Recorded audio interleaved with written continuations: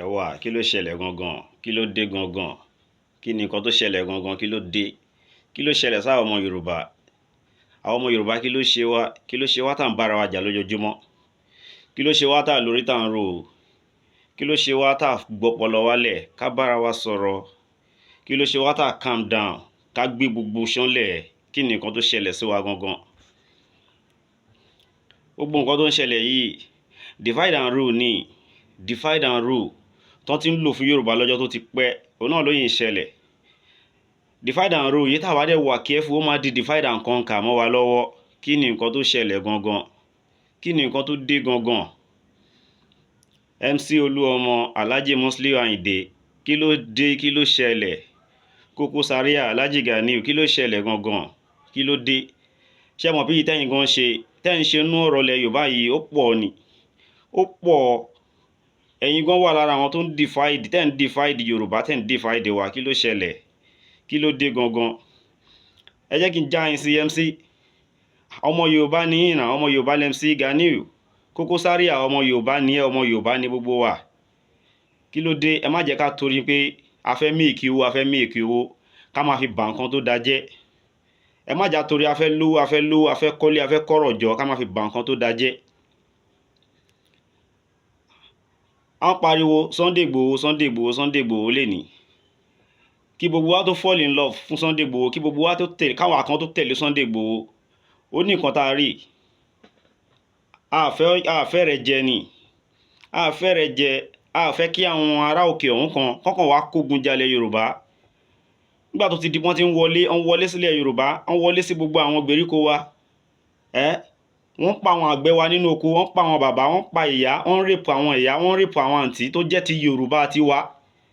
Wọ́n jí wọn gbé, wọ́n gba ransom lọ́wọ́ wọn. Gbogbo nǹkan tó ń ṣẹlẹ̀ náà tí ò sí nílẹ̀ Yorùbá tẹ́lẹ̀, gbogbo ẹ ti bẹ̀rẹ̀ sí ń ṣẹlẹ̀. Ẹ rò náà. Nígbà tí Sunday Igboho máa jáde, Sunday Igboho jáde wá sọ̀rọ̀ Yorùbá nation, ṣé ti gbàgbé ni. Ìgbà tí gbogbo kinní yìí ń ṣẹlẹ̀ tó wà di pé gbogbo àwọn ìgbèríko tó ń pariwo tó ń ṣẹlẹ̀ lọ́dọ̀ wọn, tó ń kidnap, tó ń pa àwọn àgbẹ̀ táwọn àgbẹ̀ lè lọ sóko mọ́. Ẹ ti gbàgbé ni. Ẹ máa rò náà, ẹ jẹ́ ká ro bí tọ́rọ̀ yìí ti bẹ̀rẹ̀ gan, pé kí ló ṣẹlẹ̀ láàrin àwọn ọmọ Yorùbá, Sunday Igboho, Koko Zaria, MC Oluomo tó fi ń tàn káàkiri lẹ́ni. Kó tó dọ́dọ̀ tí yín gan, ṣe rántí pé Gani Adams lẹ́nibọ̀dì ń pariwo ń gbà yẹn. Ààrẹ Ọ̀nà Kakanfò lẹ́nibọ̀dì ń pariwo. Lógun Ọ̀fẹ́, Ìbà Gani Adams, Ààrẹ Ọ̀nà Kakanfò lẹ́nibọ̀dì ń pariwo ńgbà tí gbogbo kinní ẹ̀ ṣẹlẹ̀. Tó ń pariwo káàrẹ dìde, gbogbo àwọn tó wà ní diaspora gan, Ààrẹ Ọ̀nà Kakanfò náà ń pariwo pé gbogbo nǹkan tó ń ṣẹlẹ̀ ní Yorùbá, ààrẹ lọ́mọ ogun ẹ dìde sọ̀rọ̀ yìí. Ó ní iye oṣù tó ti fi pariwo náà tí ò sí solution. Kinní yìí dẹ̀ ń rampage, ó ń rampage tó yẹ pé ọkàn anybody ò balẹ̀ mọ́. Ó sì gbogbo tá a ṣe wà lé nísìnyí, a lè sọ pé kí a wà lẹ́kọ̀ọ́. Ṣáà ni kò níbi tẹ́nibọ̀dì ti wá ni. A ní àwọn gbèríko ńlẹ̀ Yorùbá náà. Gbogbo nǹkan tá à ń jẹ lẹ́kọ̀ọ́ lé ní wọ́n kóró nǹkan oko wá sóko. Ṣé báwọn abúlé kan náà ti ń kó wá. Nígbà tí gbogbo àwọn abúlé yẹn ò bá rí ní ọkàn òroko dámọ́, táwọn Fúlàní jí wọn gbé, tó ń pa wọ́n, tó ń gba ransom, tó ń rape wọn. Ṣówó láàárẹ̀ kò fẹ́ jẹ ni, ṣówó la fẹ́ jẹ. Gbogbo nǹkan tá à ń lọ jàtà lọ ń rà, ṣe báwọn náà ń kó wá. Àwọn ọmọ Yorùbá dẹ̀ dìde ń gbà yẹn, especially àwọn tó wà ní diaspora try now. Wọ́n pariwo Lógun Ọ̀fẹ́, Ìbà Gani Adams nígbà yẹn, ẹ dìde sọ̀rọ̀ ilẹ̀ Yorùbá. Ṣé rántí èsì tí Ìbà Gani Adams fún wọn gbà yẹn. Ìbà Gani Adams sọ pé modern Ààrẹ Ọ̀nà Kakanfò làwọn, tí Aláàfin of Ọ̀yọ́ fi àwọn jẹ. Pé tó bá tiẹ̀ wá nídìí pé àwọn máa dìde lọ́rọ̀ ilẹ̀ Yorùbá, bó ṣe ń jí àwọn Yorùbá gbé, bó ṣe ń rape àwọn èèyàn, tó ṣe ń gba ransom lórí wọn. Wọ́n ní àwọn ọba Yorùbá ló máa pe àwọn, especially Aláàfin of Ọ̀yọ́ ló máa fún àwọn ní go ahead. Gbogbo àwọn èèyàn tó bẹ̀rẹ̀ sí ń pariwo Aláàfin of Ọ̀yọ́ ń gbà yẹn. Ẹ ṣe nǹkan tó bá yẹ kẹ́ ṣe, ẹ ṣe the needful kí ilẹ̀ Yorùbá lè wà peaceful. Wọ́n ṣe nǹkan kan, ìgbà yẹn ló di páwọn èèyàn ń pariwo Sunday Igboho torí pé record tí Igboho ti ní, especially nígbà Ògúnfẹ̀ àti Mọdákẹ́kẹ́ tó ń dẹ̀ mọ̀ pé jagunjagun ni, ó lè face nǹkan yìí, ó lè bá wa, ó lè help Yorùbá. MC Oluomo, ẹ má sọ Sunday Igboho dọ̀tá. Sunday Igboho help family, ó help family yín, ó help family mi, ó help family Koko Zaria, ó help family everybody. Koko Zaria, Alhaji Ganiu, ṣebí Kwara State lẹ́yìn ti wá. ṣé kò kàn lu yín náà gbà yẹn ni? Ṣé kò kàn àwọn tó wà ní Kwara ni? Ó kàn wọ́n náà. Nígbà tó dẹ̀ máa pè ńgbà yẹn, ṣebí Kìṣì náà ti kọ́kọ́ pe Sunday Igboho. Ọ̀rọ̀ Yorùbá nation táwọn Professor Banji Akíntóyè bá ti ń sọ̀rọ̀ Yorùbá nation gbà yẹn, Igboho ò tí ì wọnú Yorùbá nation. Wọ́n dẹ̀ lọ sí Kìṣì ńgbà yẹn. Kìṣì ni Igboho ti kọ́kọ́ lọ show, tálẹ́ ti kọ́kọ́ lọ show ara ẹ̀ láti lé gbogbo àwọn darandaran tó pe wọ́n darandaran, àwọn tó ń kidnap, tó ń rape, tó ń pa àwọn èèyàn wá gbà yẹn. Gbogbo wa la rí fídíò yẹn gbà yẹn náà. Àlọ́ àbọ̀ Sunday Igboho ńgbà yẹn tó wá ń pariwo pé òkè o, a fẹ́ ọ̀daràn nílẹ̀ Yorùbá. Yorùbá is a very peaceful place. Yorùbá is a very peaceful region. A fẹ́ wàhálà nílẹ̀ Yorùbá. Gbogbo tó ń ṣe náà tí kan máa gbé wálẹ̀ Yorùbá. Ṣebí nǹkan tí Igboho fi sọ̀rọ̀ nìyẹn. Ọ̀rọ̀ tí Igboho sọ síta pé òkè o, táwọn bàbá ti rẹ́dì, tó bá ti pe àwọn bàbá pe òun Sunday Igboho, tó pe Gani Adams, tó bá fáwọn ní go ahead pé káwọn bọ́ sínú gbó yẹn, káwọn lọ clear gbogbo àwọn terrorist yẹn one hand ní kò náwọn ní kankan. Nígbà táwọn ọba ò dẹ̀ ṣe needful gbà yẹn, òun làwọn tó ti ń agitate fún Yorùbá nation táwa gan tíra wa yìí gan ò tiẹ̀ mọ̀. Wọ́n ṣe wọ́ olóyè Sunday Igboho mọ́ra pé ok, nígbà tí solution ò sí lórí gbogbo ọ̀rọ̀ criminality tó wà nílẹ̀ Yorùbá, Yorùbá nation nìkan ló lè ṣe pé tá bá gba Yorùbá nation tá bá ní country tiwa, gbogbo àwọn terrorist yìí la máa lé. Kò ní sáyè gbogbo terrorist nílẹ̀ Yorùbá mọ́, because àwọn ọmọ Yorùbá á dára wa mọ̀. Àwọn ọmọ Yorùbá máa dára wa mọ̀. Ẹni tó bá fẹ́ máa hùwà bí nílẹ̀ Yorùbá, ojú máa tètè ká mọ́, because kò sọ ọmọ Yorùbá, gbogbo ọmọ Yorùbá ló lẹ́bí ló lára ló níbi tó ti ṣẹ̀ wá. Nǹkan tí Igboho ṣe support idea àwọn nìyẹn náà. Igboho dẹ̀ sọ pé okay o, if that should be the case, tó lè jẹ́ kílẹ̀ Yorùbá wà peaceful, ó yá let's go there. Ṣèbó ni gbogbo àwa yìí náà gbọ́ tá a ṣe sọ pé okay, tó bá jẹ́ pé nǹkan tí Yorùbá máa fi ilẹ̀ Yorùbá máa fi lálàáfíà nìyẹn, ó yá ẹ jẹ́ ká lọ. Nǹkan tá a ṣe support, tá a ṣe tẹ̀lé Igboho tó ń tiwa nìyẹn. MC Oluomo Igboho ń jà fún ẹ, ó jà fún ẹ bí ẹni. MC Oluomo, ohun tí gbogbo wa mọ̀ MC Oluomo sí ni pé okay o, national lẹ́yìn. Wọn ò ṣáà lè pe national pé kó wá lọ máa jagun nugbó. A sọ pé lágbára náà, a sọ pé ń ṣe fighter, bẹ́ẹ̀ tó yàtọ̀ síra wọn.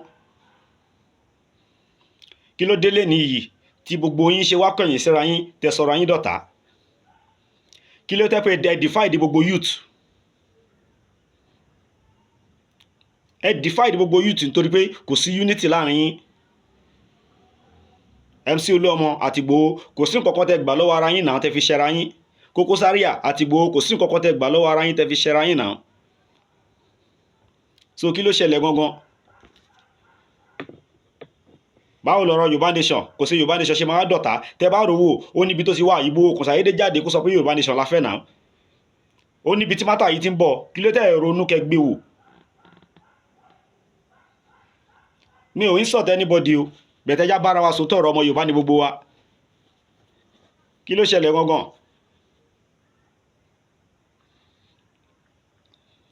Okay MC, lórí election or no election, ẹ̀yin jáde ń sìn, ẹ̀ ń bẹ gbogbo ọmọ Yorùbá ká fọwọ́sowọ́pọ̀, ká dìbò fún APC. Nǹkan tẹ́ ń ṣe yẹn sìn, MC, unity ló ń wá ń sìn, unity gangan ló ń wá. Unity tí ẹ̀ create tẹ́ ti dá gbogbo ẹ̀rú ló ṣe ń wá yẹn. MC tó bá máa make unity yẹn, kò ń ṣe time yìí ló máa make unity yẹn. Unity kò ń ṣe mí ní kò máa make unity yẹn, but the first thing tó yẹ kó kọ́kọ́ ṣe tó bá fẹ́ make unity,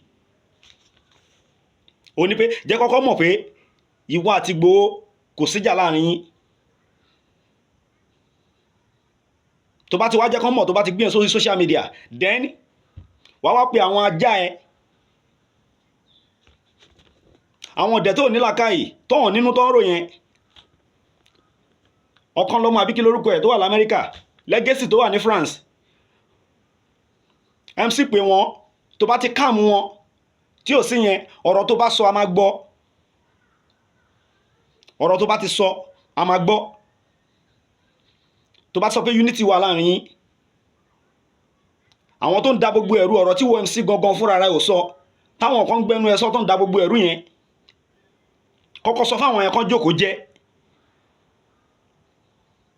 tó bá ti jókòó jẹ́ MC tí wọ́n dẹ̀ yẹ ká mọ̀ pé ókè o kò sí rift kankan láàrin wa àti Igboho kò sí wàhálà kankan láàrin yín ọmọ Yorùbá jọ ní gbogbo wa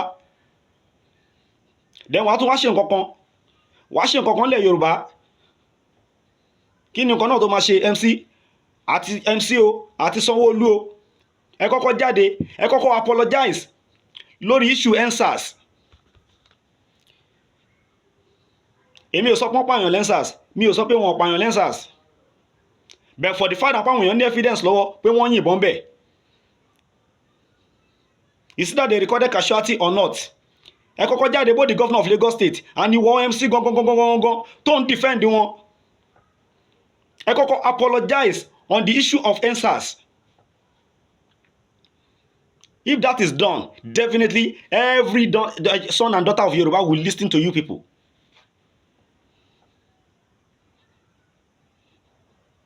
Every son and daughter of Yoruba will listen to you people. Because lórí nǹkan tó happen ní EndSARS, tẹ́ bá ṣe ń defend there, that means you people doesn't feel remorse. If you feel remorse, people will know, okay, it has happened. Wọ́n ti bẹ̀bẹ̀, okay, let's move on. But you are defending what you cannot defend. Record tó ti wà nílẹ̀ for life. It is better you apologize and let it go.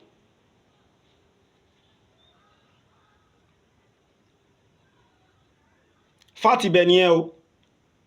Tẹ́ bá rò pé okay o, ẹ ti gba àwọn ọmọ Igboho kan, àwọn kan tó support Igboho, ẹ ti withdraw wọn, wọ́n ti wá join politics, àbọ̀ ti support Aṣíwájú Bọ́lá Ahmed Tinubu. Irú ẹ̀ ò lè má ṣẹlẹ̀. Èmi ní gbogbo àwọn Saheed ọmọ bọ̀tá àti mọ̀ pé nǹkan táwọn yẹn máa jẹ́ náà wà náà. Awí kótókótó àbí kí ló pera ẹ̀ èyí tó bóra yẹn.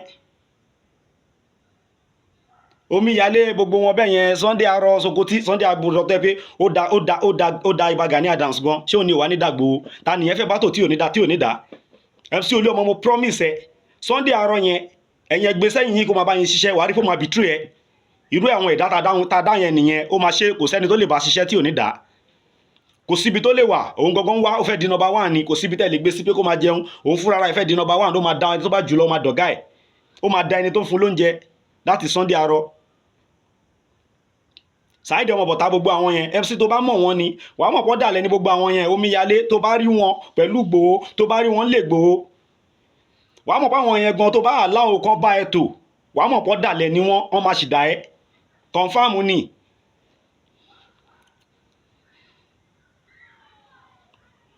Tó bá délé Igboho torí báwọn Saheed ọmọ bọ̀tá Omíyalé gbogbo wọn bó ṣe ń ṣe nínú ilé Igboho Igboho fún wọn lè náà wọ́n live large nínú ilé Igboho tó bá débẹ̀ wàá rò pé landlord ni wọ́n ní nínú ilé Igboho tó bá sọ fún ẹ pé àwọn eléyìí ṣì máa dàgbò wà nírọ́ ni so ta náà fẹ́ bá tò tán ní pàpàdà ọmọ bọ̀tá yẹn ló ti wá di pé táwọn ìkókó bá sọ̀rọ̀ against Igboho tí Legacy bá sọ̀rọ̀ against Igboho tí Ọ̀kanlọ́mọ bá sọ̀rọ̀ against Igboho ọmọ bọ̀tá ló ń promote ọ̀rọ̀ wọn Saheed ọmọ bọ̀tá ló ń promote ọ̀rọ̀ wọn tó ń gbé síta ó ti ṣe òpó dàlẹ̀ ni tó bá bá ẹ ṣiṣẹ́ MC ó máa dà ẹ́ tí Sunday arọ bá bá ẹ ṣiṣẹ́ MC ó máa dà ẹ́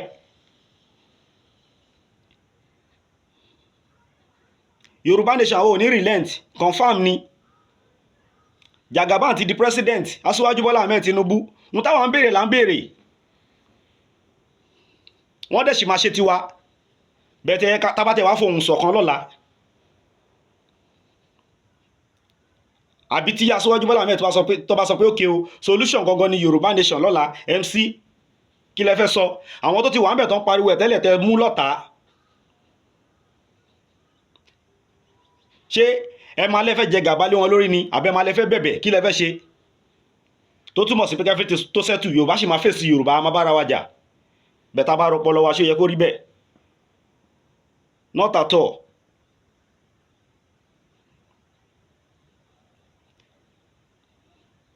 ẹ̀rí pé Igboho wà níbi tó wà Igboho ńlá ìkó máa ta sẹ́nibọ̀dì rough Igboho ń fẹ́ kọ́ tiẹ̀ máa búyàn Igboho fẹ́ kàn forúkọ ń búyàn, MC wọn forúkọ ẹ̀ búyàn, báwọn Legacy sọ̀rọ̀ kó bá Oluomo sọ̀rọ̀. Àdàbí tí wọn tó pera ẹ̀ Oluomo tó wà l'Amẹ́ríkà yẹn, Ṣákírù, tó ń gun ò bá jata gbòórí, tí ò jẹ́pọ̀ gbòórí lókù, tí ò ná owó gbòórí lókù, tí ò bá náwó Sunday gbòórí lókù. Gbà tó lọ́dọ̀ Sunday Igboho tó náà ń ṣe kùrùkẹrẹ. Ó ń gbélé Sunday Igboho náà. Ó gbó tẹ́ tí Sunday Igboho gbà fún náà, àtòun àti ìyàwó ẹ̀, Sunday Igboho ló ń fìdí wọn. Ó ti wà l'Amẹ́ríkà lénìí, ó ti gbàgbé olóore. MC àwọn yẹn gbogbo nǹkan tó ń ṣe fún wọn lénìí, tó fi dàbẹ́ ni pọ́n support ẹ, tó bá dọ̀la wọ́n sì máa betray wọn náà, confam ni. Ọ̀dàlẹ̀ lọ̀dàlẹ̀ máa jẹ́, ọ̀dàlẹ̀ ní ọ̀dàlẹ̀ máa jẹ́, kò sí nǹkan tẹ́ fẹ́ ṣe sí ọ̀dàlẹ̀ lọ̀dàlẹ̀ máa jẹ́. Gbogbo àwọn Sokoti ọ̀dàlẹ̀ máa jẹ́. MC mo dẹ̀ mọ̀ kankan lémi o. Tẹ́nibọ̀dì bá ń sọ pé MC apààyàn ni, MC killer ni, MC assassin ni, mi ò ever believe. O pa mí lọ́mọ, o pẹ́ bí mi, o pẹ́ ni tó súnmọ́ mi, báwo ni ṣe máa wá gbà? MC ò dẹ̀ jẹ́ èèyàn kan tó yẹ pé wọ́n gangan o máa ń wá peace now. Mo rántí gba issue ta ló skibọ̀ lóṣòdì, nígbà tí ta ló ń pariwo MC ti ṣe gbá o, MC ti ṣàwo, MC fẹ́ pa òun o, MC fẹ́ ṣe kinní kan o, nígbà tí ta ló sọ pé peace ló ń wá, MC ò fún ní peace yẹn náà. MC Oluomo ó fún ta ló skibọ̀ ní peace yẹn, tó túmọ̀ sí pé o máa ń wá peace. Àfihàn tó bá ń bá ẹjà, Igboho dẹ̀ bá ẹjà, àwọn tó ń jáde gan tó máa bú ọmọ Yorùbá tó fẹ́ máa forúkọ Igboho sọ̀rọ̀ sí anybody, Igboho tún jáde ó ní ẹ má forúkọ ń bú anybody àbí sọ̀rọ̀ sí anybody. MC ìwọ náà ṣe the same thing kí peace lè reign. Bá Legacy àtọkàn lọ́mọ sọ̀rọ̀ àtàwọn ajá tó kù. Igboho kì í ṣe ní àrífín. Bí Igboho ṣe fẹ́ kàn máa rí anybody yín fín, Igboho ń ṣe ní àrífín.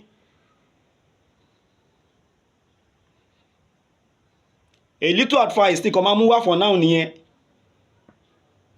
A little advice tí máa mú wá for now nìyẹn. Otherwise, tẹ́yìn tẹ́ bá fail láti ṣe needful, ilẹ̀ Yorùbá ò lè rọgbọ, kò lè rọgbọ fún anybody, confam ni o. Bẹ́ẹ̀ kí ilẹ̀ Yorùbá rọgbọ fún anybody, òun ló dá. Torí ta bá ń bá báyìí lọ, tí enemy bá wọlé, ṣé ńgbà tí ò bá sí rẹ́pọ̀ láàrin wa, ṣe la fẹ́ fèsì enemy. Ní tó bá ti máa ọmọ Igbo tó ń claim Èkó, tó máa ọmọ Fúlàní tó ń sọ pé kò síbi táwọn ò lè jẹ̀ sí ní Nàìjíríà, ilẹ̀ bàbá wọn ni, tó ń claim ilẹ̀ Yorùbá mọ́ yín lọ́wọ́. Ẹ̀yin fúnra ara yín tẹ́ wá ní ilẹ̀ gan, kò sí unity láàrin wa. Ẹ jẹ́ ká lo number 6 wa, ẹ jẹ́ ká apply wisdom wa now. Kí ni nǹkan tó ṣẹlẹ̀ gan? Kí ló ṣàwọn ọmọ Yorùbá gan? MC Igboho ti jáde many times, Igboho ti jáde many times tó ti sọ pé kẹ́ni kọ́ máa forúkọ òun, kéèyàn kọ́ máa forúkọ òun bú anybody. MC wọ́n náà jáde, jẹ́ kó yá wọn tó ń forúkọ ẹ sọ̀rọ̀ sí Igboho, kọ́ máa forúkọ ẹ sọ̀rọ̀ sí Igboho mọ́, kọ́ máa fi bú.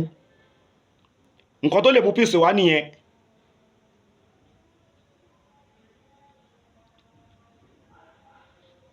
I respect everybody. I dey loyal to anybody. Mo rí yàn fin o. Mo dẹ̀ ń wojú èèyàn.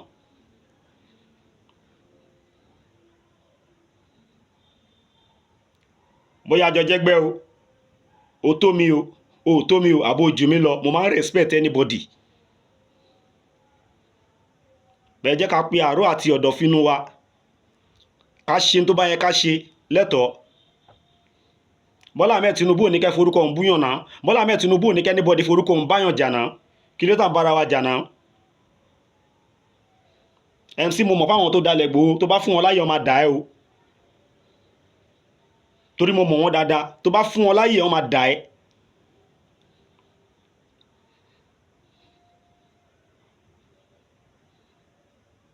Bí mo ṣe wà lóyà sí Igboho náà, mo wà lóyà sí anybody. Bẹ̀ tí Yorùbá nation làwa dúró lórí, mo dẹ̀ ní kùnà lórí ẹ̀. Àwọn ò léwó náà.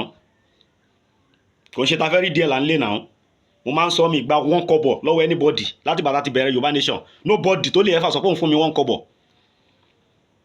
Mi gba a dime lọ́wọ́ anybody and I will never do so. Bẹ̀tẹ̀ jẹ́ ká yára wa ń brain o. Kí peace wà láàrin wa. Torí tẹ́ni mi bá wọlé pẹ̀lú bó ṣe ń lọ yìí, ẹ má yẹ kó yà wá lẹ́nu o. Nǹkan máa ṣe ọmọ Yorùbá o. Nǹkan máa ṣe ọmọ Yorùbá o. bẹ̀tà burú ò ní ṣe wá láṣẹ Ọlọ́run. Ọlá hawla wala quwwata illa billahi al-aliyyil azim. Ẹ̀yin èèyàn tẹ́ bá ń wò mí, ẹ bá mi subscribe sórí channel mi. Ẹ bá mi subscribe sórí channel mi. Bẹ́ ṣe ń wò, ẹ máa bá mi tẹ like, ẹ bá mi subscribe mọ́. Ẹ bá mi subscribe, bẹ́ bá ṣe ń wò, ẹ máa bá mi subscribe sórí channel mi. Ẹ ṣé, mo ṣe ń padà bọ̀. I will do another video very soon.